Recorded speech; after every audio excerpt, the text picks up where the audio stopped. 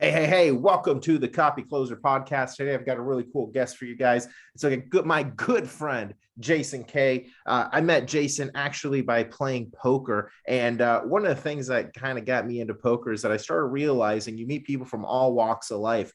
And it just so happened to be that a lot of the people I was playing poker with happened to be successful in their own right. I'll let Jason tell his story, but it's really cool. And it blew me away that he's such a young guy. He's, I believe, 24 something years old. He's got, he just sold a few of his houses. He's looking to get a few more. He's got a music or production company. He's doing a lot of really cool things. And I know that he's going to be someone who's going to be well into the 8 or 9 figures and beyond. And so I'm trying to catch him right now before he gets too big and, just doesn't decide he wants to do anything with us. So before he gets to the hundreds of millions, Jason, man, thank you so much for coming on the show. Yeah, thank you, Carlos. Thank you for having me. It's great, good to be here off the felt and talking a little bit more about our personal lives. I love it, man. I love it. So let's actually start with that before we go into like what you do professionally or any of that type of stuff. Let's start with like, who were you starting out? Like when I say that, I know that's a broad question, and just to give some context, you're like one of the nicest people that I know. I've met a lot of people and you are very considerate. You're considering our little friend group. You got us all a bunch of like cool gifts, and like it's gift giving is something that's like a rare thing nowadays. And I think it brings people closer and creates a cool bond. But you're one of the people who like cares about people the most. You're a successful guy, you're a go-getter, and it's just weird to have all those things blended together. So tell me a little bit about yourself, man. What did you do before you got into this whole business world? Well, I think a good place for me to start is kind of like looking at my life introspectively. It's a buildup of a lot of like precursor events that led to who I am. And like even before like my conception, before my birth, there are always like I was born into a family with a very big like hustle entrepreneur mentality. And like for example, like my great grandmother on my mother's side was huge into the whole hotel business in Korea. And she got into that when basically her family inheritance was a building. And back during like ancient Korean days, I'm full Korean, the lords and the ladies that were surrounded around the king of ancient Korea were allowed to have 99 room properties. And there's a sovereign law in Korea that states that only the king himself can have 100 rooms. So you have all these like big like players in the court that, they all command a certain level of power and, political prestige. They basically, that was their way of being like, you are right below the king, but, don't stress about it. You're still like a player in your own right. 99 rooms is no small room. It's huge. I mean, we basically the land's been torn down and we basically put a commercial hotel property on there now, but I've seen like black and white photos of the old property before they mowed it down. It was insane. Like I don't know how they built that back, like there had to be like 100 slaves or something, like things we don't talk about, like, but basically, like long story short, a couple hundred years before my great grandmother was born, we were part of a losing coup d'etat against the corrupt king, and we wanted to install a matriarchy. Like my mom's family is very strong in like the whole like matriarchal family structure. So instead of the male in the household commanding all of the like the power plays and whatnot, it's usually the wife. Like so much to where my great grandmother was called like Tiger Grandma because she was like the overlord of our family for like 40 something years. And she basically took this inheritance and she was like, I'm going to industrialize this because I see this coming way before anyone else does. So during the whole Japanese imperialism in Korea, she decided to turn that place into kind of like a in between spot for not only like Japanese soldiers, but also for like Korean like embassy, like American embassy people that are coming, like diplomats to come through and do like inter like Japanese like American like diplomacy stuff like that. Like I mean, so she saw like so far ahead. And, at the time it was very controversial because, you don't just take inheritance and just turn that into something else. But her mentality was like, I don't really care about what anyone else says. This is like my decision, and I'm gonna go with it, regardless of tradition, regardless of whatever. And basically, like, her village at the time was like the only one that prospered within, Japanese imperialistic rule. And you can look at it as like, oh, like they sold out to the Japanese or whatever, but like looking back at like my great grandmother, she did what she had to do to survive. And afterwards, coming out of the imperialism, we entered a state of industrialization that she was at the forefront of. And so even now, like, we have like at least 10 properties in Korea. Like, we have an import-export trade. Like, they basically conglomerated off of my great-grandmother's decisions back then. Wow. Yeah. Wow. That's pretty crazy. I mean, to go that when you said her way of survive, that's the first thing that I thought. I mean, she was able to turn a profit and make, well, I assume, I mean, she was able to make money during this time period when other people probably would have not just not made money, they would have had like an unhappy situation, but she was able to flip it around and kind of create her own reality like during this time. I think that's pretty cool. That I almost wonder if that's just in your blood, it seems like, because you're the type of guy who's creating his own reality and kind of fighting certain stigmas in your own way. Yeah. Because we talked about that. We'll get into that in a little bit. It's a generational thing. Like, my mom was as much of a hustler as she was, like, going later down like my life story. She was not really into the whole business aspect of things, but I think in our own way, everyone in my family has like their own specialty. And I mean, man, like, we would not be where we are right now if my great grandmother didn't make those decisions. And I'm not going to say it's like a perfect family relationship, because like with the amount of money that was involved, and she had 7 sons, and everyone wanted to take over the business, and juggling the like American capitalization, like capitalism, and kind of like the conservative traditional values of like Korean culture.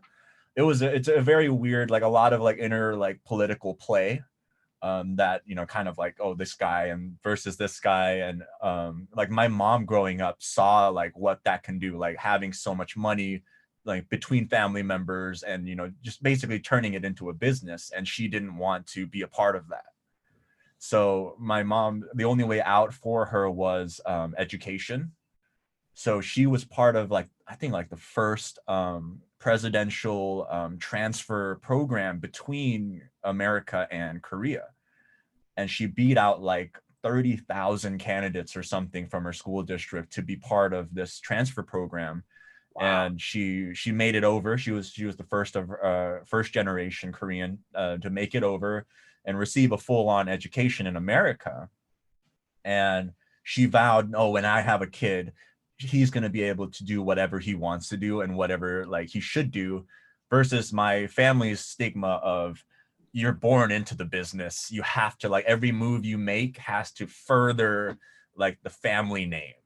Yeah. And she was like, no, screw that. Like, he can do whatever he wants. If he wants to be a plumber, I will support him to become a plumber. If he wants to be like a doctor, I'll do that. But it has to be something of his own choosing. Yeah, one thing I kind of want to bring up, because I remember we spoke about it before, and I kind of want to bring it up here. You've got a really interesting story about, and I just definitely don't want to skip it. So you have a really interesting story, how you were born here in the States. Yes. But then, and you had a nice life, and things were going well, but then something happened, and you ended up living in like a shack in the mountains of Korea or something. Yes. Tell us about that, because that's very unique. Okay. I think that might be why you're so damn nice and kind-hearted. So I don't know, man. I don't know. Let's get into it. Yeah, I think like growing up, like when I was born, like my mom was sick her whole life. She was diagnosed with leukemia and myelodysplastic syndrome when she was 19. It's a very rare disease where basically her platelet and her white blood cell count are like non-existent. Like a corpse has more white blood cell count and platelets than she does. So she gets like a paper cut. She would not stop bleeding at all. Like, and it was like, so she would get transfusions like every 2 weeks, every week. And, you know, of course, being a woman, whenever she would go on her period, it would just be like a mess. And she would always be in the emergency room. My mom's dream was to have a child. It was to have a son. And, you know, medically, that was just not possible. Like everyone was telling her, like, it's basically suicide if you decide to have a kid. You're not only going to, you know, endanger your life, but you're also, you know, your child is never going to be born. But she basically said, no, like I wanna have a kid. That's my dream. So, you know, screw everything, screw, you know, science. I'm gonna have a kid. And she did, like, against all of the odds. I was like a 30-hour like operation where it basically, like, I should not have been born. Like I beat out like impossible odds to be here. So like there was like a certain sense of like, oh, like this guy's like a miracle child. Like I have to give him everything that he wants. So it is not shy off the mark to say, like, I did not touch the ground growing up because I was always in the arms of someone else, you know, either my mom or my dad or like, you know, my family. Like there was just so much love growing up. And it kind of, you know, it kind of made me spoiled because I would say like, oh, I want this toy. Then like, oh, that would get me that toy. Like there would be like a room just dedicated for the stuff that I want to do. So yeah, huge privilege growing up. Like I'm not going to deny that. But like there was an event in my life that required my family to basically relocate, and we went from living in you know, like high class suburban Chicago to basically, for lack of a better sense, we were exiled to like the mountains in Korea. And it's just such a complicated story on like how you end up being exiled, but basically, long story short, my mom foregoed her inheritance to basically live out independently in America. And, you know, when 2008 happened, like there was like, long story short, like there was the only option to go back to Korea because there was no support system for us to financially be viable to live out here.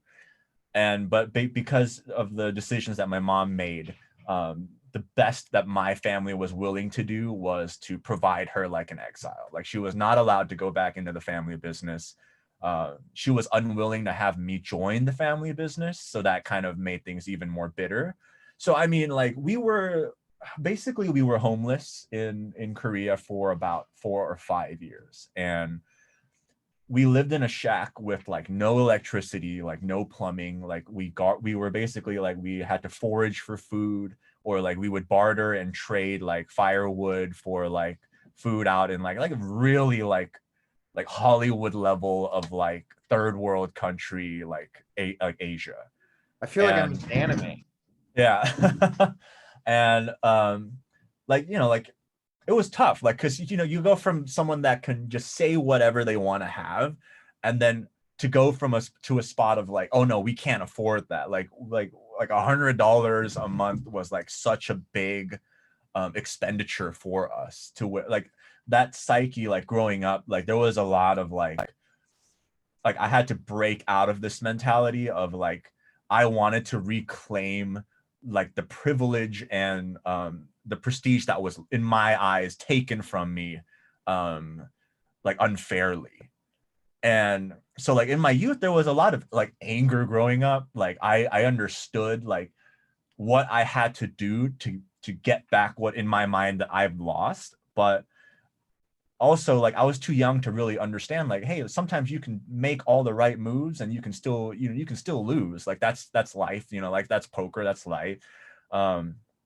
But I mean, like I grew up in a shack. I met some very interesting people growing up, like, you know, like, living like that. Like we were basically like nomads in Korea. Like when we're not in the shack, we would be, you know, at the hospitality of like Buddhist temples, because they're the only ones that would, you know, house you and clothe you. And basically you had to, you know, perform manual labor. Like I would, there was like one temple where I had to be like an apprentice to like a ceramic artist. You know, he would make like huge pots and stuff, and I would have to like tend to the fireplace. I would have to like basically process the clay to turn it into like a usable like material. I was a mushroom farmer for a little bit. Basically like foraging with like little pigs and stuff to like find these things that were like incredibly expensive. So like I've had like all these like weird experiences that you would like normal people would not have growing up.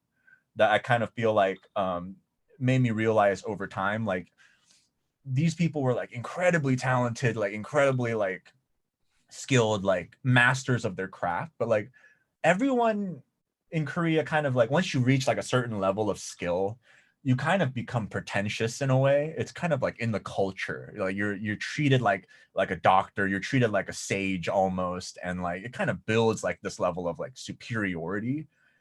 And I did not like that at all. Like I didn't understand why, like, you don't have to be, you know, an asshole. I don't know if I can say that on the Sure, podcast, absolutely. to be, you know, to be like the number one person. So like growing up, like my mom always instilled to me of like, oh, like one day you're not going to be this poor, but I want you to remember this moment, because I don't want you to end up becoming like these people where you will be on the top of the world one day. But if your attitude is, if it changes down the line, then it would have been better if you didn't start whatever it is you'll do at all. So Wow. there was like, I didn't like that, you know, because everyone, like all of my mentors were like these like cool, like top of the line, like they would be in like magazines, they would be like, you know, like on like TV shows, and you know, they're the man, you know, like when it comes to like ceramics, you know, there's no one else better than me. When it comes to like, oh, like music, there's no one that's better than me. Like I like that mentality, but my mom was like, don't don't ever do that, because there's always someone better. And you know, eventually she's like, you'll learn. She's like, one of these days you'll learn. And um like moving forward, like I was learning all these like crazy things, and but like general education was like very like missed out on. And my mom was worried growing up that like I would become like this wolf child of like, he is skilled in like certain things, but when it comes to like general like hanging out with people my own age, like I didn't have that. Like learning how to do like basic math, like I didn't have that. So she was really concerned, and she noticed like the window of opportunity right as I was around like 13 or 14 was starting to close. And she realized, if I don't get this child, you know, to be formally educated now, there will never be an opportunity again. And her concern was like, it was only her like growing up taking care of me. If something were to happen to her and we were in America, there was no support system for me. Like if she were to, you know, God forbid, pass away, like this 13-year-old kid would basically become a part of the system. And she didn't want that for me. And the monks that we were staying with at the time, they're female monks. Basically she was telling them like, I don't know if I can do this or not. And the head monk that was there, I still talk to her, you know, at least once a month. She was like, you're an idiot. Like if you like, like to my mom, yeah. And she was like, you survived all this way, like against all the odds, you know, at this, to be at this point in your life. Like, I don't understand like why you're so afraid. Like, you know, it's just another mountain that you have to overcome. It's another struggle. Like you're not just going to stop there, right? Like if you go there and you overcome that, then what? You know, it's not, life is never going to be happy. You have to, you know, like you have to find the joy, but you also have to take in the struggle as they come. And so she was basically like, if you're not going to go to America, I'm going to kick you out of my temple, because I want to force you to make that decision for your son. And she basically gave my mom the encouragement to come out here. And you know, we did. And I you know, consider her such a big part of like my fundamental youth growing up. And so I came through here, and I went to high school. I went to Desert Vista High School in Arizona. And through there I learned how to play guitar. And for me growing up, becoming like a musician, like a guitarist, like Slash from Guns N' Roses was like my thing growing up. So like 15 years old, I had the long hair, I had the gold top Les Paul that I had to beg my mom to get me. That was the exact same one that Slash had. And I would learn by myself. And basically I was like, I'm gonna be a rock star. Like it's my life decision. Like I'm so down. Like I had a high school band and everything. I was in jazz band as well.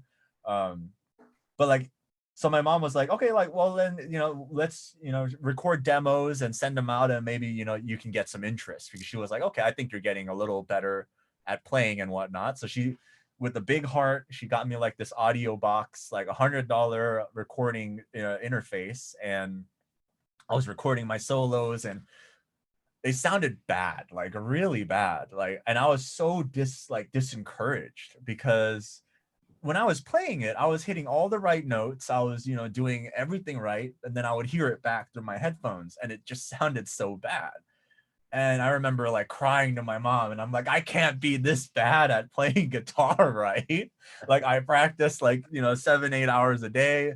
Like, I'm so like, and like everyone that hears it, they think that, oh, like, yeah, Jason does sound good at guitar. I'm like, I don't understand why it sounds so bad. So I did a little research, and turns out there was this thing called audio engineering, and it was like a whole different like science to it, to just basically dedicating the artist to sound, radio ready. And I was like, oh man, like I was hooked, because there were so many different elements to getting to that sound that everyone just instantly thinks of when they think of like guitar solo. I was like, I have to learn this in order for me to, become a guitarist like Slash. Like, that was like the mentality right there. So I poured myself into like audio engineering. Like, guitar playing was like, my mentality was like, I'm already good at it. So I'm just gonna, once I master the audio engineering part, like it's over for everyone. Like, I'm gonna get a record deal. I'm gonna become like the next like John Mayer or something. And this pivotal moment in my life was senior year, like the first quarter. I was sitting in pre-calculus, and like, as a student, I didn't study like at all. Like, I would literally like, the only 2 times I would touch a textbook was at the beginning of the year when I went to the bookstore to get it, and then at the end of the year when I would return it. And so I would not do homework at all. Like, I would get 100s on like all of my exams, but I would just not do homework. So I was a very like C student. And I'm like, I don't understand why I have to take homework like back to my house when like I'm doing everything already like through the tests. So constantly I would submit like a blank sheet of homework with my name on it, like, like MLA format, like everything. Like a smart ass. Yeah, like basically like an asshole. Like, and I remember like Dr. Evans was my pre-calc teacher, and I remember he was like handing out like the first assignment of the school year, and he was like, I heard about you. I heard you're the blank homework guy. And I was like, yep, that's me. Like, yep, here it is. 0. Thank you so much. Thank you for, I'll see you when the exams are, ready to go. And he was like, Jason, you're a bright young man, but if you never apply yourself, you're never going to get anywhere in life. And I remember hearing that to this day, like being like, I'm like in my mind right now, I'm still in the classroom, like in the back, like, like, and I was like, this motherfucker's got something right, like this is not wrong. So that day I went home and I sat my mom down, and I mean, like normally, like if you have to sit your mom down, like it's a very serious conversation. Like normally, she'll be doing like the dishes or cleaning or something, and you're like, oh mom, like, I want this or I want that. If it's like, mom, like sit down, because what I'm going to tell you is going to knock you off your feet. I want you to be comfortable when, you get to that spot. So I'm like, please sit down. I have to talk to you very seriously. And she was like, okay. I'm like, I want to drop out of high school to pursue audio engineering. And before this, I made sure like any type of like, like pole arm style, like object was out of reach. Like I put the slippers in the closet. I put like the towels like in the cabinet so she couldn't reach for anything to smack me. And so I was bracing myself, at least for like a cursory like smack, like, you're crazy, like go back to school, go to get a 4-year degree, become a doctor or something. And no, like she didn't say anything for like 5 minutes. And then she was like, are you sure this is what you want to do? And I was like, yes. And she's like, do you understand like the ramifications of what you're asking me to do? Like everyone's parent, like everyone's child at their age right now is doing like AP classes, like honors classes. They're starting college early so that they can go into like an Ivy League school. And so like all of her like friends, they always brag about their kids on all like, oh, they do AP calculus and all that. And my mom was just like, no, like my kid does whatever he wants. Like that's my flex. Like he does whatever he wants to do. And she's like, you will be shunned for doing this, especially within the Korean community and any community. Like to drop out of high school and pursue what many view to be a pipe dream, there people will treat you differently. But like, do you understand that? And I'm like, yes. Like I don't want to waste time to do these things that I feel like I'm never going to like apply in my real life. Like audio engineering was something that I had fallen in love with over the course of, you know, like 2 or 3 years, you know, doing it on my own. But I hit a roadblock and I need to learn how to do this better. Like I'm so all in on this. And like, if I can get a job doing what I want to do best, like doing what like I want to do, like, I don't think that's a bad thing after all. Like for me to be able to find something I'm good at and something that I want to do is so rare. Like I'm set, like I want to do this. And she was like, okay, well, I want you to at least get a high school diploma, because no matter what, even like a few years down the line, I was 17 at the time. And she was like, even if you do this for like 5 years and you decide, oh, I don't want to do this anymore, you can still go to college and you're still 21, 22. So that is my requirement for you to do this. And second is that, like, no matter what, like regardless of like your age or whatnot, like just always, you know, and she was like, I know you're going to do this, but like always strive to be the best in whatever you do. Like never be like that mediocre guy. And I was like, I don't know if I can do that, but I sure as hell will try. And so that day I went and I got my GED. I graduated with honors. And then I got my wisdom teeth removed. So for 3 days I was on the couch, like eating Jello and whatnot. But then the next day I literally started college for audio engineering. And wow. It's a school out in Tempe and Gilbert, actually. It's called the Conservatory of Recording Arts and Sciences. It's a very, like, surprisingly, you wouldn't think a college for audio engineering would be out here, but it's one of the top within the world. Definitely among the top in America. So I started 3 days later. I'm the youngest student that has ever applied and went through the program. I'm the youngest graduate, and eventually I was the youngest faculty member. That's cool. A little bit down the line in my life. So that's crazy. That's so cool. I mean, that again shows the risk taker in you. And one of the things, there's two things that really separate entrepreneurs, like the ones that win. There, you have to be able to take risks, but you also have to be able to go all in and commit to it. And very few can do that. A lot of them are one leg in, one leg out, ready to run away. Yeah. You just jumped into it. That is pretty badass. Okay, so you're doing this music production. You went through school, you became a faculty member. How did you eventually like get into real estate and stuff? Because that's pretty cool as well. I worked out in California for about 2 years after graduating from school, and I worked from an intern to a runner, basically like a gopher. You go get food orders and whatnot, and you're basically working minimum wage, to becoming a staff engineer. And then eventually, which is everyone's dream, you become a freelance engineer, and you can set up your own business. You have your own clients who pay for the studio time and then for your time, and then you go out and you work with them. And oh man, like I pulled like so much like work, and we live in like a generation of like hustlers nowadays, where you have to work more than 40 hours. Like 40 hours is like now the minimum. Like I was pulling at one point 120-hour weeks. Wow. For like wow. three to 5 weeks straight. And that means I was working 20 hours a day, 7 days a week. Basically, like I would have like an hour lunch to myself, and then I would like sleep in my car, and I would brush my teeth and like wash my face at the studio, because like, one, I didn't want to fall asleep on the drive back home, and one, like I didn't want to waste time commuting back and forth, because LA traffic's terrible. Like it's on a class of its own. So I lived and breathed studio life.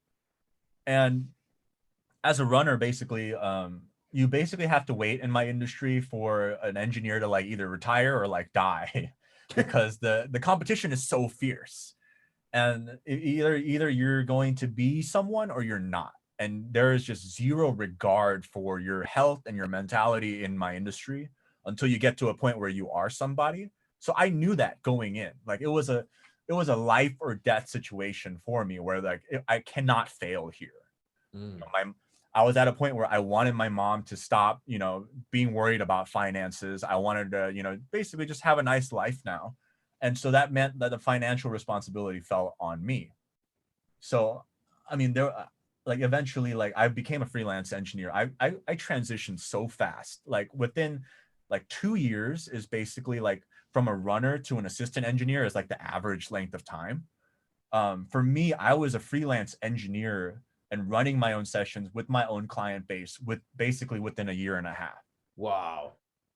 And wow. it was, and if you look at it, like looking at me now, like being honest, I am not the best audio engineer at all. Like I am not like the most skilled. Like there are like my mentors and like my comp peers like basically outclass me in every single aspect.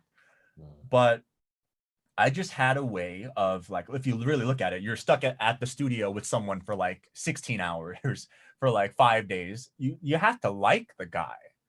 You know, you can't imagine. Can you imagine like working with someone where you're just like, oh my God, I have to work with this guy. Like I can't stand him. Imagine. Yeah. So I was like, you know, like I was like a personal trainer, like I was like a coach, you know, when artists are surprisingly like finicky, you know, they're like, you know, man, like you think I did this okay? And you're like, bro, you knocked it out of the park. Let's move on to the next line because we've been running this line for like 4 hours. We have to move on to the next one. It's beautiful. Trust me, like you got this. You're a platinum Grammy award winning artist and you are self-conscious about the music that you make. I will take care of the QA for you. Like, let's go. So like I kind of had that like personable like demeanor that a lot of people seem to like vibe with a lot. You know, they're like, oh, when Jason's in the studio, I just seem to hit all my lines. I hit every lick. I nail every solo. So I want to be with them. And so a lot of artists still to this day, even though I'm not in California anymore, they send me their stuff to mix. So like kind of like that lifelong entrepreneurial sense of like, oh, like this guy's just like a networking acquaintance right now, but then, you know, a few years down the line, they might become one of your greatest clients, or they might be like your biggest payout. Like you'll never know. So I've always treated everyone one and the same. They're a valued client, they're a valued customer, and more of all, you know, you're my friend. You know, I'm here to help you out to do your projects. So that is something that separates you. That's one of the things that I mean, I started liking you because I'm like, dude, this guy is definitely different than a lot of people, personal, all these things that you're talking about. But yeah, it's something that's, I think, lost in the business world for some reason. I feel like a lot of people now are, maybe it's been in the past as well, but they focus so much on doing the thing that if people don't like you, they're not going to want to keep hiring you to do the thing, even if you're good and amazing, because they just don't want to be around you. One of the things that we talk about in marketing is that people have to know you, they have to like you, and then they have to trust you if you want them to buy. It doesn't always have to meet that criteria, but if you want repeat buyers, it's got to meet that criteria. Yes. Like, I don't know if it's like an audio engineering thing, but like our industry, like everyone is like really introverted. Like if you look at like an audio engineer, there's a type of people where it's like, we're kind of nerdy, but we're not. Like we're just edgy enough to where we don't really fall into that nerd category. But we love like reading manuals and like shit like that. Like we're not rock stars, but like we purport ourselves to be like the people that we record. So like there's this like weird air of like superiority, like harkening back to like my early childhood where it's like, oh, like I'm the man, you know? And like for me, like I see it as like you never really had a chance to like be that guy in high school, so now you're doing it. But like for me, like audio engineering, it's a customer service job. And like here's an example. Like I remember one day I was recording for John Mayer, and John Mayer was basically, he was doing a live event album, and a lot of the stuff that they do there, it's fabricated. It's all smoke and mirrors. So like John might hear back like a live recording that he did at like say like a show, like say like I don't know, like Warped Tour or whatever, and he's like, I don't like what I did for this solo here. So he goes into a studio and then he overdubs a new solo that he likes, and then my job is to make it sound like it sounded live. But like I remember, yeah, it's all smoke and mirrors. But I remember he was at the break room after we were overdubbing, and and you're not allowed to have photos. You're not really allowed to like basically like talk to these people. Like they're John Mayer. You don't just they're like celebrities. They're like, don't talk to him. Don't do this. Don't do that. But like I don't give a shit about what people say. So like I went up to him and I was like, hey, like I don't know if this is allowed. I was like, hey John, like I don't know if you must hear this all the time, but like, hey man, like I just want to say, like growing up, you were a huge inspiration for me learning how to play guitar. And like, I just think, you're incredible. Like I admire the work that you do. And like, I appreciate that. And I remember John, he's incredibly intelligent, and like the media portrays him to be kind of like this, like kind of like a douchey, like ladies man. But he was such an intelligent like guy, where he was like, he just turned over and he looked at me and he was like, oh, like, thanks, man. I appreciate it. But like, just like a quick thing, like, like, I don't really want to talk about work while I'm like not working. And he's like, I know I'm good. Like everyone tells me that I'm good. Like I wouldn't be John Mayer if, I wasn't good at what I do. Like, he's like, let's talk about something else. Like, what do you do? Like, do you like sports? Do you like, like, what do you like, what makes you tick? Like, let's talk about like not music stuff, like not job stuff. Like, like I'm still a guy. Like I'm still John. I'm not John Mayer, like, what do you like to do? Like, and I remember talking to him about that. And like, I put that, like, that interaction like deep into my pocket, where at the end of the day, no matter how big you get, you're still a human. Like, and so like, it's remarkable how if you treat a client who is like eight, like 9-figure income as a person, like just how quickly like the reception changes, because like day-to-day lifestyle, they're just that guy where it's like, oh, Mr. Redlich, so nice to meet you. You're the CEO of your business. And it's like, no, like at the end of the day, like you're still Carlos. You have things you like, you have things that you don't like. And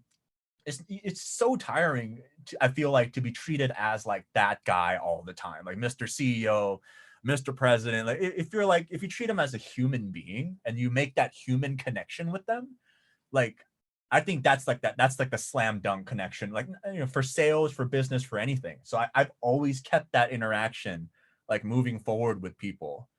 Where I'm sorry to interrupt. That's just so yeah, interesting, because that's I'm nowhere near like a John Mayer, obviously, or anything, but like in my own little business world, anyways, I was talking to my buddy Kyrie about this. I'm like, one of the things that really got me into poker, especially playing at the casino versus just playing at like entrepreneur games, is that no one knows who the fuck I am. So when they talk to me, they don't immediately start trying to leech information about marketing and advertising and business. It's not the first topic of conversation. Where if I go to an entrepreneur game, or if I go to anything related to marketing or business, that's all that happens, because I've done my job. So I try to be known as this copywriting and marketing expert. And so when I go to events, it's kind of what I want, right? I mean, that's the whole reason I brand myself this way. But at the same time, when that's all I'm dealing with, like all of my waking hours, it's like, damn, like no one talks about like anything else other than fucking marketing and work or money. Like there's no other conversation. So I started playing at the casino.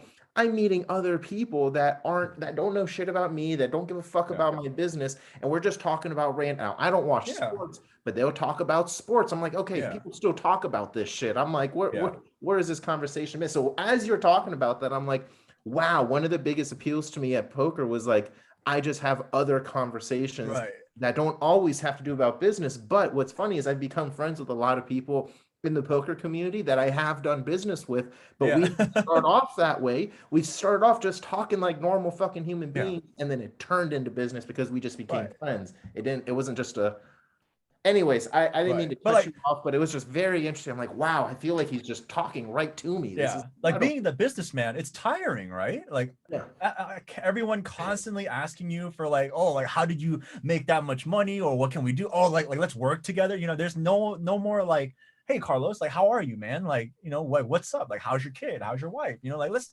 not talk about work. Like we can talk about work, when it's time to talk about work. Right now it's not about that. Like we're having a good time, we're playing some poker, like let's talk about some stupid ass shit, like let's just have a good time. Like that's so lost nowadays, where everything's just work.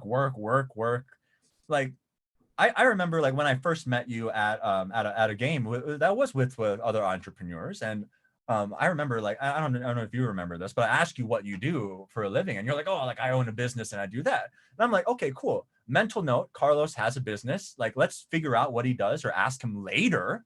Right. But like right now, like we're playing poker. Like we're not going to be like, okay, like let's open up your portfolio and like see if we can, grow our net worths together. Like, no, like it's a time and place thing. And, John Mayer taught me that, where it's like, I have to like you to do business with you. Right. How am I going to trust you with, like 6-figure, 7-figure, like sums if I don't like you as a person, it's just like that mindset of like, you have to be a likable person. You have to be yourself, first of all. You can't, fake it as someone that you're not, because it's never going to work. People that get to that spot where they make that much money, they will read you like a book. That there's a reason why so many like successful businessmen are poker players, is because we're just good at reading people. Like I can tell when someone is bullshitting me. Like I will call you on your bluff. Like I can see that from a mile away, or like I know when you have like killing intent or you have the stone cold nuts, I'm going to fold, So like for me, it's always like being genuine. I think number one is like, it has closed out so much more deals for me than just, trying to be someone that is likable. Like I'm not afraid to tell you, like, I think what you're doing here is wrong. Like even if I lose the business deal, like I don't care about that. For me, first and foremost, it's all of my life experiences and all of my skills that I have. How can I benefit this person so that I end up, coming out ahead, right? If someone comes to me with a project and they're like, oh, I have this one distortion effect that I really like on it, but I think it's going to like harm the entire project, I'm going to tell them like, hey, I've been doing this for a little bit and, I'm not in a position to tell you how to do your music, but I feel like general audiences will not like this effect. And to help you out here is like suggestion B, suggestion C, suggestion D, and then the rest is up to you. This is what I recommend. I'm not going to tell you what to pick. I'm not going to say you're a terrible artist for doing this, but I think here's some alternatives based on what I know, based on my experiences. Here you go. And you let the client, make their own decision. And that's always been like my business mentality of it. So like, how did you go from doing, because you're still doing it. I've even seen some of your videos on Instagram and stuff. How do you go from doing that to also doing real estate at the same time? Like what was the driving force to go into that? So my mom in college was a real estate agent. And for her, she and it's been bestowed down to me eventually. She has always told me that real estate is the greatest investment that you can make, like commodity wise, because, and we're going to get really into like the finances here and like the numbers of what I know. But if you look at like an investment, right? Like let's say like a traditional stock purchase that you get, you're basically buying a portion of the company with the hopes that, it's going to grow and your money is going to grow along with it. So the moment you buy a share, it's no longer money anymore. You have a piece of the company that like eventually down the line that if you're lucky enough and the company offers you dividends, your money grows basically in two ways. You have a appreciation, which is as the company grows, your money grows as well, your portfolio grows, and then dividends, which is basically a company giving you the appreciation of like, hey, thank you for being a part of our company. Here's a little bit of a kickback of the profits that we've made. And so it's two commodities, right? And over time, that money will grow and grow. And if you're smart, you take the dividends and you reinvest back into the company. Like Berkshire Hathaway, Warren Buffett always says, just pick like, a couple companies you believe in that you think is going to be there long term, like way after you're gone, and just invest. Like the Hefe method of like, oh, I was here from the start and now I make so much money because I was there when they were nothing. So Hefe, for the guys and ladies who don't know who he is, he's a guy who we've never seen his accounts, but we play poker with him a lot, and we estimate based on like some of the things he's told us that he's got like maybe like $30 million roughly in like Apple stock. So some crazy amount. Yeah, it's a really cool guy, about 80 years old, and he always tells us that he got in early. Anyways, that's who Hefe is. But like. This is like a concept that like most people cannot really understand, but like stock market is based on the very idea of capitalism, right? So let's say, crazy thing, tomorrow, stock market is gone. Like the idea of capitalism just collapses.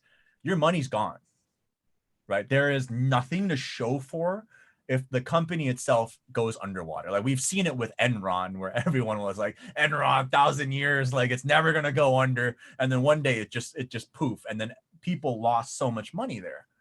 You look at crypto, like, you know, everyone is on crypto right now. I support it. You know, I think Ethereum is gonna, you know, it's gonna reach 10K, you know, by next year, end of next year, like all that, like new digital income and whatnot. But like the moment, like let's say like the great blackout of Earth happens, and then like all of our servers get fried or whatever, your money is gone. At the end of the day, the commodities that survive are things like real estate. Like even if we end up in like a Mad Max, like nuclear wasteland, like levels of like, you know, desolation, real estate is never going to go anywhere because people have places you want to live in. Like you can't just, you know, live without a roof over your head. So I hustled like from like the age of 17 to 19, and I worked on this movie. It's called The Good Dinosaur by Pixar. It is considered Pixar's financial pit, the first and only film that failed in Pixar's eyes. I was a part of, you know, the one time I get to work on a Pixar film and it's the worst one. Like I didn't even know I did the film because I remember the green dinosaur, and for me it was just another day at the office. You know, you just drag and drop, you know, sound effect samples over and over again, like 9,000 samples just over the course of like 10 hours. And I was like, all right, cool, like, you know, good film, whatever, like get it out of here, let's move on to the next one. And then I remember being in the movie theater and I was walking past it and I saw the same fucking dinosaur like on the like Good Dinosaur in theaters now, and I was like, I know that thing. I worked on this one. So I called my agent up and I was like, hey, by any chance, did I work on this film? And she was like, yeah, like here's your commission check, by the way. Like, yeah, I just completely forgot because, you know, fuck you. So like I got a check for $20,000, and I've been out in LA for a while. And basically my current standpoint was I was either, you know, I would make like $8,000 a month, you know, working on sessions and doing all these projects. But then for the next like 3 or 4 months, I would make nothing. So, you know, with any business, you know, that offers a service, right? Yeah, it's up and down. But like in California in 2016, I was paying $3,200 a month for a 3-bed, 2-bath, like $1,700 square feet house. And I don't know if that's like a good deal now, but like that was still expensive back Sounds then. expensive. Yeah. A 700 square foot house. Yeah. Out here, dude, if you get that same thing out here, it's like $1,300 a month. So I was like paying a lot of money. And the lifestyle that you have to live out there is just, you have to spend money. You know, if you're going to go out to like a club and like mingle with like rappers or whatnot, you know, you have to buy them drinks. You have to, you know, you have to be the guy, and you have to be a fun party guy, and they have to get your trust. So like you're spending like $4,000 a month also just like eating out, going to like clubs and social events. So it was very rocky, where I would not have minded a steady income job with like a paycheck and whatnot with the benefits. And at the time I was getting a lot of job offers. And one of the job offers I was getting was to teach at the school that I went to. And they're like, hey, we hear you're killing it out there. We would like to offer you a project staff instructor position to come work with us and, you know, eventually get around to teaching. So I talked to my mom about it, and she was like, okay, like let's go ahead and do it. So we did, and we ended up buying a property. Like it was a small condo, and for me it was with every intention to turn it into like a retirement place for my mom, to where it's like, you don't have to worry about making rent anymore. Here's your condo. I bought you a car so you can go and, you know, have fun with your church friends and, you know, do whatever, like book clubs and whatnot. Like you're set now. So like I have worked tirelessly to give her the life in my eyes I thought that she deserved. And then with the $20,000 that I made, you know, with the commission check for doing that film, I dropped it all down on a condo. And at the time, I didn't even think about like how good of an investment move that was, to where to put money down on a real estate. For me, it was just like, I'm buying my mom a house. And yeah, like it was a Korean son thing to do. And my knowledge of finances at this point in time is very like ignorant. because like I'm making like 90, I'm making $100,000 a year, right? And I'm just like, I'm this big baller. I'm 19 years old. I can buy all the shoes that I want. I can do whatever. Like, you know, I have so much spending money. And like the idea of like saving for like retirement, like it didn't exist. So like it was just like I make like $8,000 after taxes a year, after taxes a month. I have so much money to spend, like I'm invincible, right? And I got into that like lifestyle creep mentality of like that $30,000 millionaire, where like Yeah. you're broke, but like your life indicates that you're successful. And so like eventually like education is completely like a different field from audio. And once you get to like a college level of like academia, it's like a high school, man. Like everyone that basically failed to work out in the industry become, in my eyes, like an educator, because there's no other way to go. So like you have these people that are like not learn, like they like no experience, but they've been in school for so long that they become like these professors. And you know, basically like when I went there, like my dream of teaching, like what I learned out in the field was like shattered, because I realized how much of it was so like there was no care within like the whether or not our students are learning anything or not. It was just, you know, pump out as many students as you can, because once they get to a certain level in their education, they can't ask for a refund anymore. So whether they make it through the program or not, they have to pay up. So just no matter what, even if they don't know what it is, like just like add like a makeup class or whatever and just push them through. And to me, that was so like, I don't know, I didn't understand that. Like as a college kid going through the exact same program, I was like, this shit mattered to me. Like, and like like this was my life's work. And if I realized like all the like instructors there, they basically were like parrots, where they had no like sense of individuality in their skill set, where it's just like everything that they learned, it was just regurgitated back to the students. And it's like, if you don't learn it in this way, it's wrong. And it's such a like toxic like workplace, man. Like I hated like every aspect of it, because like I was young. I was like 18 when I joined up within the faculty, and I was this hot-headed kid that worked with all these people, and like I had all these accolades, and basically like I learned like real world like real world shit. And then like you have these like older gentlemen that are like they made tenure, like they're like head of their departments and whatnot. Like they hated my ass because I would call them out on their shit. I'm like, this is not how things are done anymore. Like maybe back in like the 70s, like there's a new era of like engineering here. And instead of everyone being on board with it, they reacted very negatively. And I was there for about a year and a half, and I worked my way up to a spot where I was giving out lectures and I was grading exams, and all the while maneuvering through like this political like landscape that I was not taught, you know, like I was not aware that this was a thing. And so like I didn't want to play any games. I didn't want to kiss any ass. I'm just here because I am, you know, a certain level of skill that I can teach the students. And for me, it was all about the education. So I would stay late past like my classes for anyone that had any questions. I would dive into, you know, concepts that were not offered at the conservatory because they didn't, you know, want to take the time to teach, that I thought was pivotal. So it came to a head where basically they were going through a bunch of problems and a huge transition. Like the department head of education was being transitioned out. And basically the owner of the facility was like, any problem within our current curriculum, I would like to hear about it. So I submitted like a 30-page like dossier of everything that I felt was useless, everything that I felt was outdated. And basically like it was like a red letter, and it was an anonymous submission, but I submitted my name at the bottom of this paper. And it was basically like saying like this is like this political, like, you know, like fucking like what is it, like Tinker Hatfield, like garbage, like Cool Kids Club, like this is what's going on here. Like there's no care for the students or whatnot. Like we are teaching like 10-20 years of outdated, like education to our students, and then people are okay with it because the primary goal of education isn't to teach anymore, it's to make money.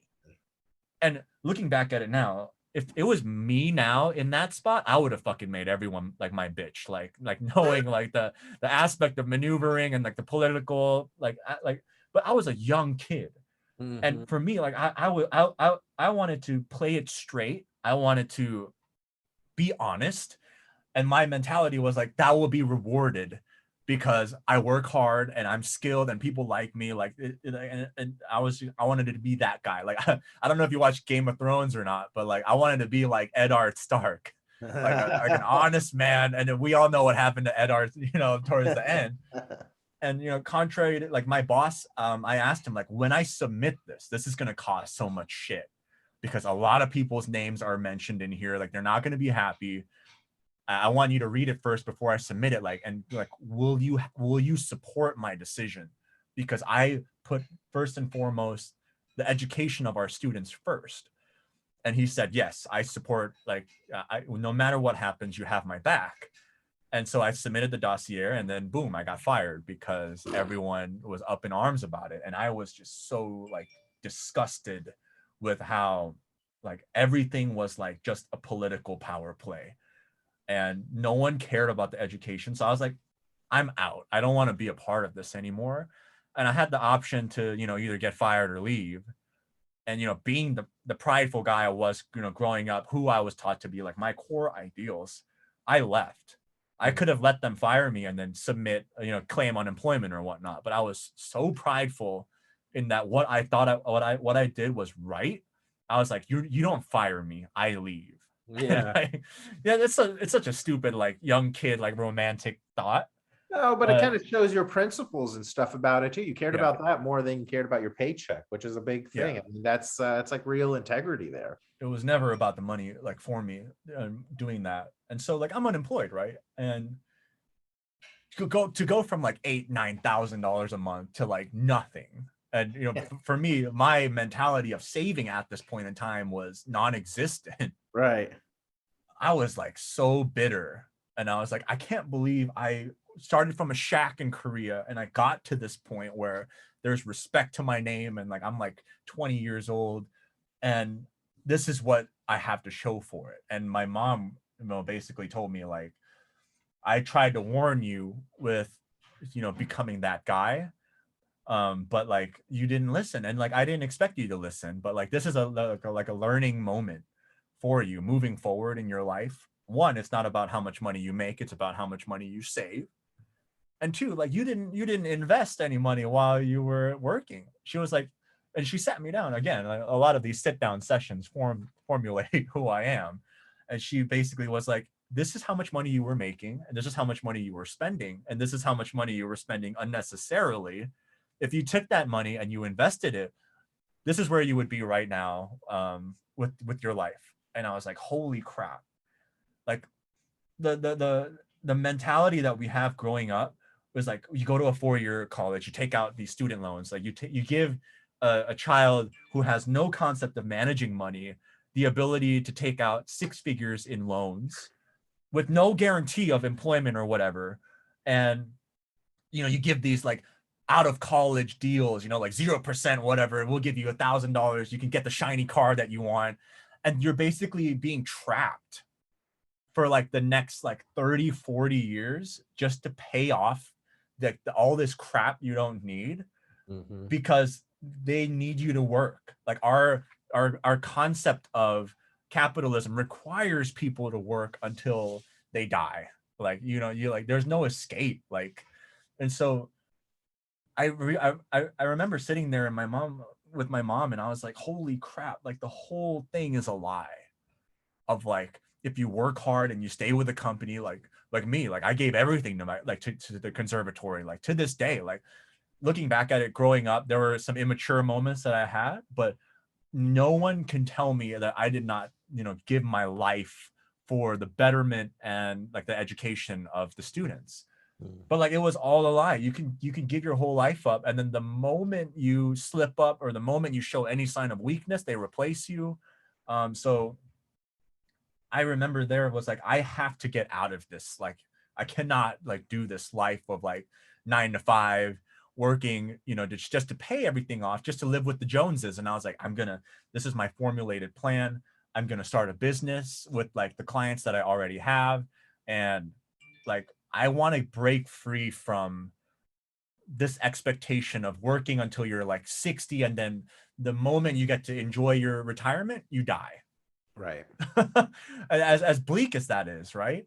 So I basically took everything that I had left and I like created like my own company. Like I bought all my equipment and like I asked for every favor from like every mentor in the book to get started out. And it was a wash, man. Like the first time I tried launching K-Sound Media, I almost I was seriously considering bankruptcy at this time because there was no, like, I didn't know them, like, approach the mentality of like how I'm gonna make this happen.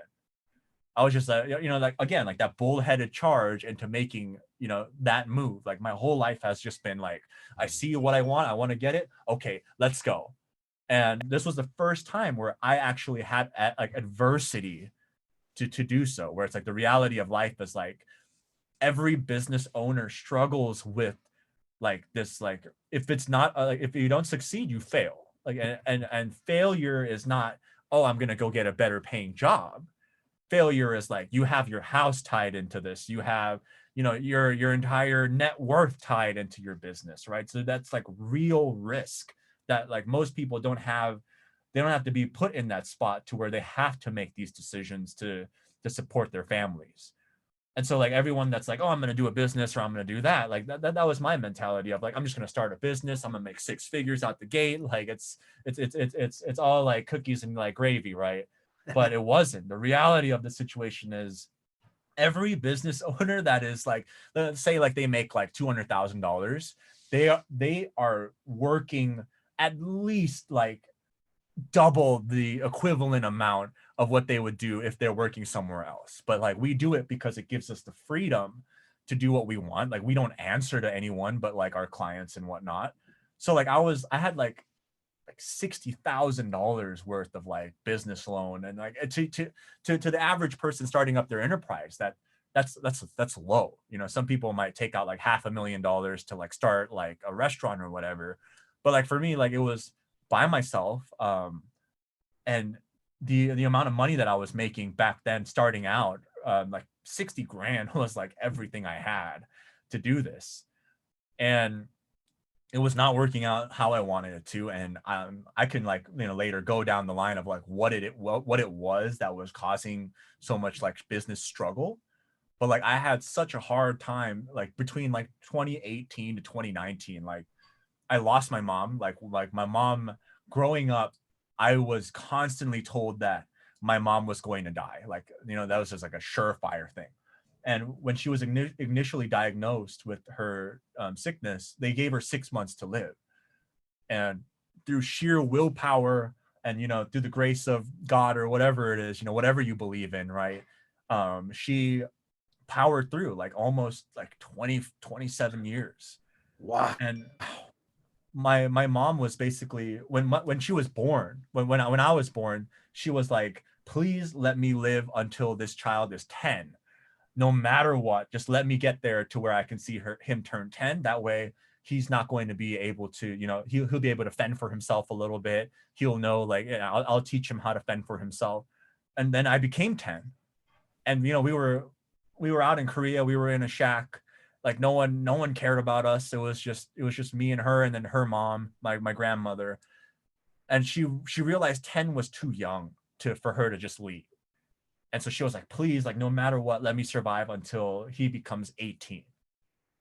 And so like against all the odds, like she got there, and like no matter what, like no matter how bad like situations got, like through all the surgeries, through like all of her moments, like when all the doctors were telling me like, you better hope for the best because it's not looking too good, I would look at my mom and my mom would look at me, and we would know this is not the end of our story here together. And one day, like she had like a very minor like heart attack. It wasn't even like something to where, you know, it wasn't like a big deal. Like she thought that she was having like a panic attack or something. And so I remember driving to the hospital, and we were talking to the doctor, and he was like, it's very minor. Like, don't worry about it. She's going to make a full recovery soon. And we just looked at each other, and both of us just started crying, because I don't know how it is, but like we knew that our time was at a, like, it was finally like a definitive time of like, this is the end. And like, for me, like, like my mom was like, she knew every aspect of me. Like there was like no secret like between me and her, like growing up. Like for me, like my mom would have been like probably the closest person I have in my life. And like to this day, so like I was at this point where I grew up knowing that I was going to have to make a hard decision. And like the hospital offered her like an experimental drug treatment that, you know, that's very aggressive, and like it would extend her life for about a year. And that was the best that modern medicine could do for her. And man, like the quality of life for her towards the end like was just so bad, like because of the amount of like transfusions that she's had over her life. Basically like there was so much like scar tissue on her arms that like people thought that she was like a drug addict, but in reality it was just a lifetime of just taking blood transfusions. Like she had like a direct line. Towards the end of her life she had to get transfusions through her foot, because the veins and the scar tissue was just so thick that they couldn't find anything. And like, and she was so like strong to where no one knew that she was sick. Like she had so much pride and so much like willpower to where when she's out and about, she was like the strongest, like most like healthiest person out there. But then I remember I would have to carry her up the steps, and the moment we got through the door she would like collapse, and I would have to carry her onto the bed. Like her quality of life was not like, it was just terrible. And basically my mom asked me to you know, screw the treatment or whatever. She told me very clearly, like, this is my time, I want to go. And she was like, and like that moment that we had when I sat down, it's like so many years ago, and I told her, this is what I want to do. Like no other alternative. This is the life that I decided to, this is the decision that I've made for myself. And she was like, Jason, like I have made every like request to every god out there to make sure that I survive until you turn 18. Like I have seen you, you know, go from, you know, like a savage to someone that I think, you know, can change the world one day. You don't need me anymore. And that was such a wrong, like, to me, like I wanted to be so selfish in that regard. I wanted to say like, let's try the treatment.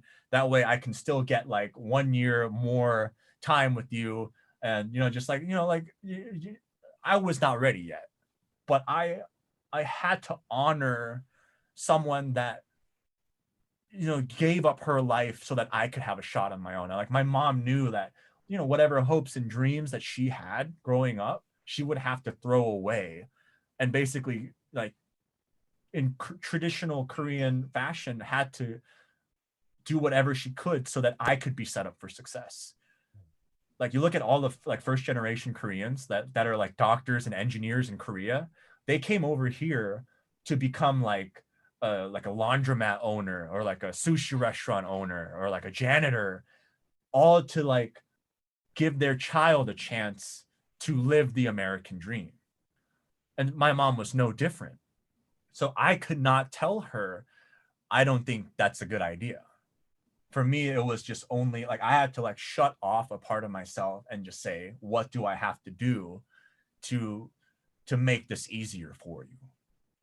And so, and in Korean tradition, you need to basically you have to preserve the body, because we have a family mountain that we own that has all of our ancestors buried on it. And it's considered incredibly disrespectful if you don't get buried there. Like it's like taboo at that point. But right. My mom told me her worst like period in her life was growing up at her family house, like the main branch growing up. And she's like, I do not want to be buried there. She's like, I want to be cremated. I want to be like, like I don't want to be like a burden to like nature or anything. Just burn me, like burn this body when I'm gone, and then place me wherever you think I would like to be placed. And she's like, you will know, like I think you will have the answer. And basically, like my mom, like my grandmother would have had the power of attorney to do whatever she would see fit in the event my mom can't make medical decisions on her own. And knowing that my grandmother is going to do everything she can to keep her alive, even against her own wishes, she gave me the power of attorney.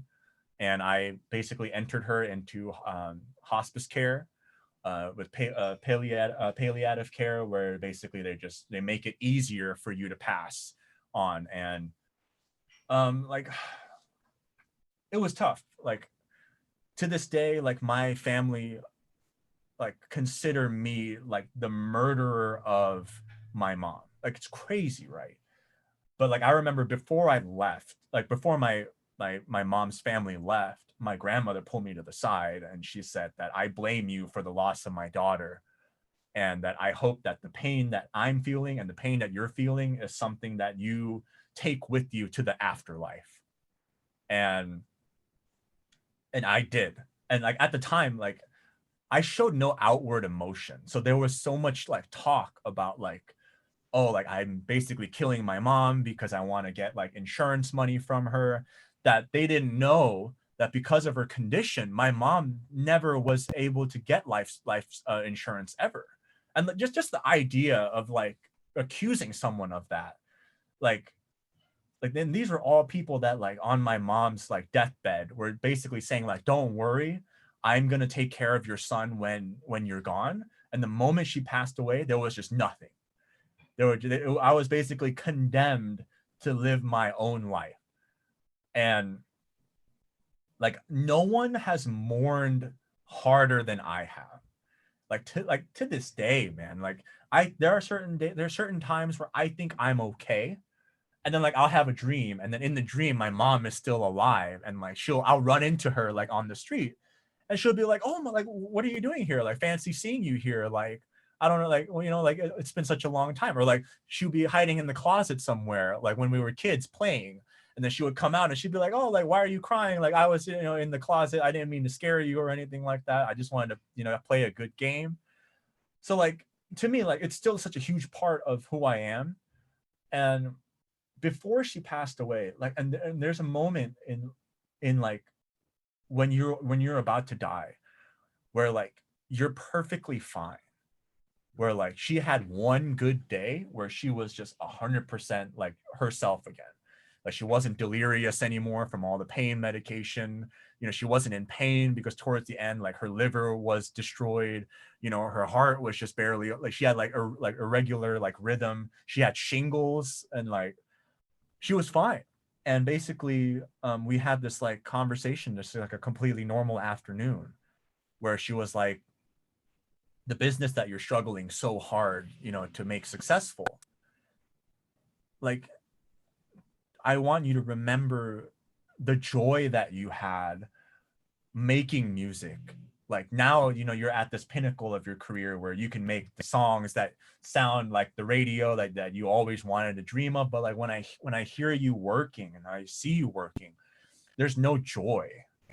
Like it has become a job for you. And I remember you telling me that this is something you want to do, and that if it becomes your job, it's something that you get to wake up every morning and be grateful doing. And she's like, you don't have that anymore. And I hope that long after I'm gone, you might be able to find that again, to where you can find your place. And she also said, like, I know right now you have shut off your heart and whatnot to be able to be the executor of my will, but there will come a time where you're gonna have to embrace all the feelings that you have shut away. And I just want to say, like, you are like a perfect son, like no one else could ask for, and I'm just so happy to have walked this life with you. But there will come a time where you are gonna feel guilty about the things of the actions that you do. And no matter what, like if it was like, oh, you didn't give her like the last cookie, you're gonna feel so much guilt about that. And she's like, I know, because I'm the mom, I know, like trust me. But like just know that like, I love you so much. Like, and no matter what, like, when you get to the spot, and she's like, and she was Christian towards the end of her life. Her whole life she was Christian, actually, but she was like, we're not gonna, this is not the end. Like, I believe that you and I are gonna meet again. Just promise me that when you get to, like, when we do see each other again, I don't care about how much money you make, you know, living life, like all this. And at the time I was telling her I'm going to get Rolexes and I'm going to drive a Lexus around, because I wanted to buy my mom a Lexus, but I couldn't. So I was like, don't worry, I will live my vicarious dreams through myself, through the wishes that you had. And she was like, at the end of the day, like, fuck the Rolex, fuck the car, fuck the $1 million that you say you're going to make. When you see me face to face, you know, in a better place, I want you to be able to tell me without a doubt in your mind, without a doubt in your heart, that you gave 100%. That's it. She's like, I don't care about you succeeding or failing in your business venture or whatever in your life. If you have worked 100% to chase your dream and do what you wanted to do, then that's it. That's you have made it. Wow. And to this day, like, I am constantly working to fulfill that. And like, for me, like, after she passed away, because, you know, I did, and I was there before she passed, and I was right as she was on her deathbed, I got in, and she was basically in my mind holding out for me, and she was like, it's time for me to go home. And I was like, yes, like, I will be okay. I will survive. And then she passed away. Yeah. And like, man, like, I was so lost, dude. Like, to go from having like that, like, Albus Dumbledore, Harry Potter figure that would, no matter what, you know, tell me to make the right decisions.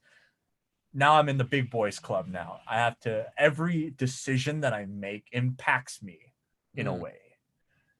And so that, like, newfound responsibility when I was like 21, like, I eventually scattered my mom's ashes at the temple where the nuns kicked us out, and which is illegal, by the way. Like, and against Korean government law, you're not allowed to spread ashes in certain areas, and they are in a historical landmark, so they're not allowed to. But like, I remember calling the head monk, and she was in China at the time, and I was like, my mom passed away. This was like what I think she would have wanted, but the government is saying no.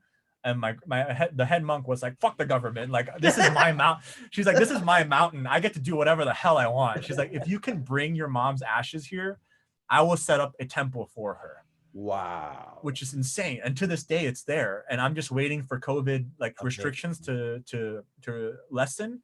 And then I can go there, and I can see the temple, the shrine that they dedicated to my mom. And do a video like, on it. Yeah. A little docuseries. I would love to, you know, see like that part of Korea that I grew up in, but not like the party city of Korea. Yeah, but like the real Korea that I grew up in. I would love to, you know, make a video about that. But dude, this is you've had an amazing life story. Yeah. I mean, there's a lot of ups, a lot of downs, and it's just like a very, I would call it a very rich life. I mean, you're not skipping any emotions or anything here. Yeah. You've got it all, and you're I don't know, man. There's something about you. You've got something. Obviously, your mom called you the miracle baby, and that I don't think she's wrong. Yeah. I mean, I noticed it just from interacting with you the first time, or at least the second time. I think the first time I was trying to take your money at poker, but at least the second time.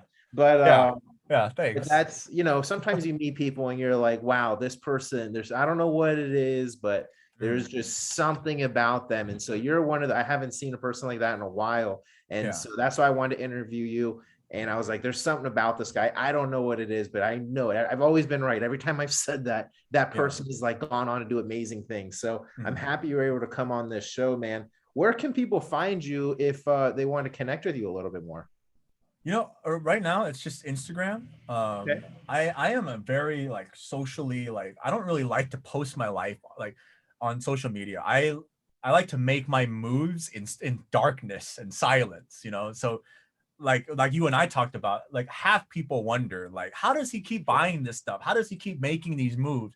I don't want to be the guy that like shows off and then like nothing goes wrong, or something goes wrong, and then I'm like, oh well, it didn't happen. I'm always the guy that's like, I want to exceed your expectation of me. So like my current plan right now is I'm trying to retire by 30, like Heck no yeah. later than 30. And like I have priced out my life to where I can hit retirement by 28. And it's hard. I'm basically sacrificing my 20s for a shot to live the rest of my life out comfortably and doing the things I want to do versus what I have to do. But like I'm on track, and like my team is so like, I'm so blessed to where they agree. So like Katie and Nick, who you've all met, like they're all on board, and we're basically just trying to create like a financially independent life. And we're so blessed to where we are on track right now. And, you know, I don't know how much time we have left on the podcast, but like maybe like in the future, like I would be more than happy to like iterate like how anyone can really, really do it. It's just a matter of like, how much are you willing to risk? How much are you willing to sacrifice? Because for me, like I'm always a all in or nothing type of person. Like in poker, like, you know, like I'll go all in with kings. Like it's not the optimal move, but I will. But like I approach life how I approach poker. Yeah. So with people, we probably won't have time for this one, but I definitely want people to connect with you. So maybe they can even do a business deal with you where you can invest with together. I don't know, but there's a lot of cool stuff. How can they find you on Instagram? Is it's just JASN? SN, yeah. Okay. So like when I'm mixing, I go off of JASN because all of my like engineer, like super seniors and like my mentors, we all operate off of a 4-letter like singular word. Yeah. So like my direct mentor, his name is Otto. He goes by OTTO, capital letters. And then my upperclassman, his name is Irko. It's IRKO. He goes just by that. And I was like, well, how can I capitalize on this? So JASN phonetically still spells out Jason. So yeah, so it's just Jason, JASN. If anyone wants to connect, I'm more than happy to, like, not just about music, but like poker or just life. I can only tell you enough of what I know. Like I will never say I know everything, which I don't. I'm constantly learning. I'm learning from you, Carlos. I'm learning from Lee, all of our poker friends. Like life is just a constant, like learning, like upward hill. And I think the moment that we think that we know everything is the moment that you start stagnating. So I always approach everything as like this like greenhorn, like young kid. And it's crazy because I'm not anymore. Like I have people that, you know, You're DM still a me. young kid. Yeah, 24. That's crazy, right? Like I'm You've at done the a lot age by 24. Yeah, I'm at the age where like people start coming into the audio industry, and like I'm already like ready to get out of here. Like I was at a guest panel, like at a conference. I was just attending, and then through some shape or form, they found out I was attending there, and they immediately made me like a guest panelist. And like the special guest that was there, his name was Boy Life. He's a Asian American artist in California. Him and I worked together during like our like day one, like when he was a server at a Korean barbecue restaurant and I was still hustling trying to make money. We worked together before he was Boy Life, and like everyone was like, oh my god, this is crazy. And for me, it was not like, it was not cool. It was just another day at the job. Like, hey man, what's going on, Ryan? Nice to meet you. Like let's go, let's work. It wasn't like these like two like ethereal superpowers getting together. Yeah. And so it's weird. Like I'm so young still, but like I've lived life. Like I feel like a bit more than other people have. I had to make decisions that other people, thankfully, I hope will never have to make. But in a way, I'm blessed to be that guy because I can offer a perspective that most people, you know, wouldn't even consider. That's true. Well, guys, make sure you follow It's Just Jason. We got to wrap up for now. Yeah. We'll probably have him again on another show. We'll dive deeper into the real estate stuff. Again, follow him on Instagram. It's Just Jason, JASN. Yeah. Thanks so much, man. I'll see you in the next one. For sure. I appreciate it, man. Have a good one. You too.